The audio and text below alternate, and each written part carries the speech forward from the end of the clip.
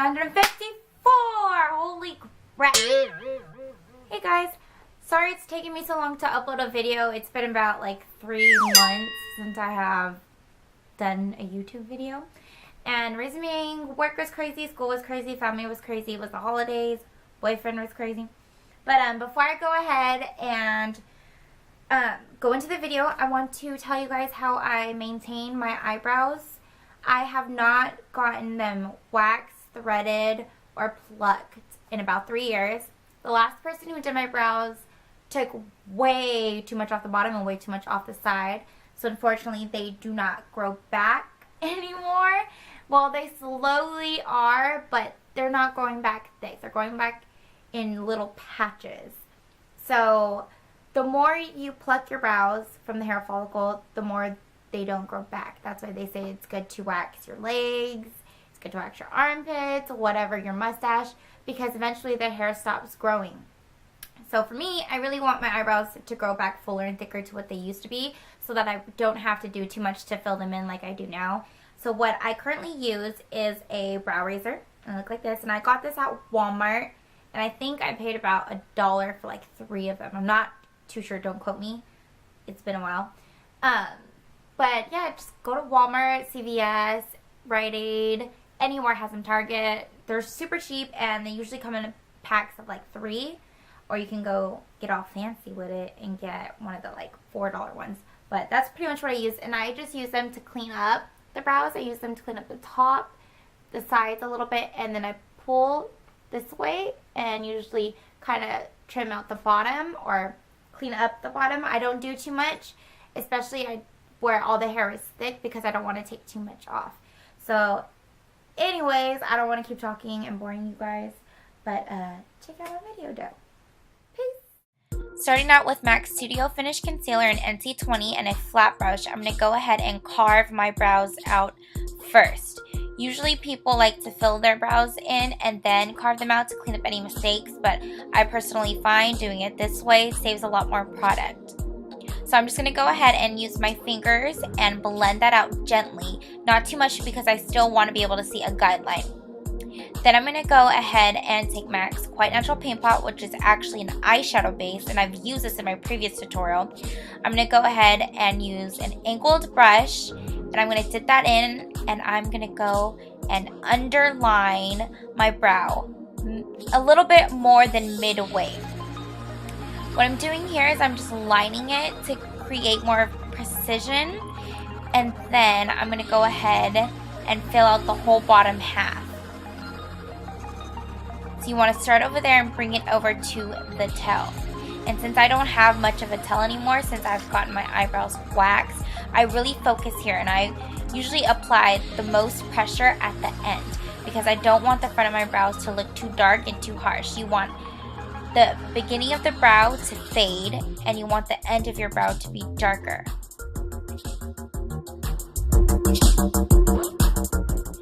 And remember, ladies, your eyebrows are not twins, they are sisters.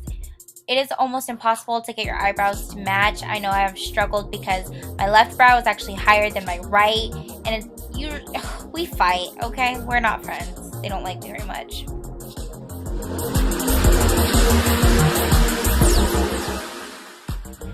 So what you want to do next is you're going to want to start fading the product up. I usually do not like to draw a line up top because I find that can be too harsh. So I use whatever is left on the brush and whatever is left from the bottom line, and I push it up. And at the tail, like I said, I apply the most pressure. And you just want to keep fading everything in so that it blends perfectly.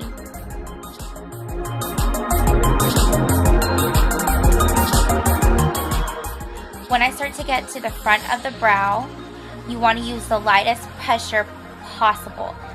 The front of your brow should not be harsh, and it should not be squared and blocked off. That is not natural at all. Usually the front of your brows are a little bit thinner than they are at the end. So you want to keep it as natural as possible, you guys.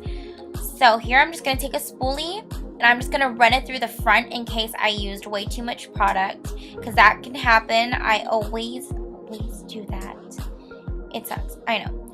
And then next, what I'm going to go ahead and do is I'm going to take MAC's Brun eyeshadow, and it's more of a cool brown. I usually take this with an angled brush again, and I just reinforce that line towards the end. What this does is it sets the cream product that I use on my brow, but it also helps to fill it in so it looks a little bit darker. My eyebrow hairs individually are very dark, but they are not very thick, if that makes sense. So I just go ahead and keep continuing with the shadow, and I try to fill it in with the way my hair grows. So towards the ends, my hair grows down. So you want to start feathering the product in as it goes down so it looks a little bit more natural.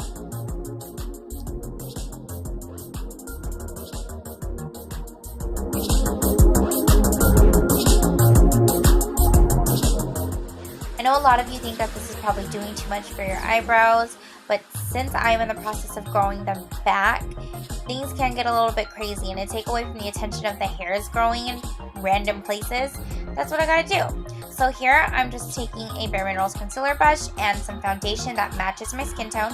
I'm just gonna go ahead and clean up the middle of my brow and the tops.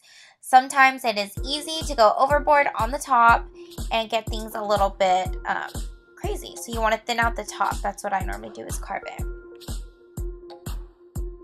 And that is it. That's all I pretty much do for my brows. I know for a lot of you it's too much, but hey, I like it. So bye-bye.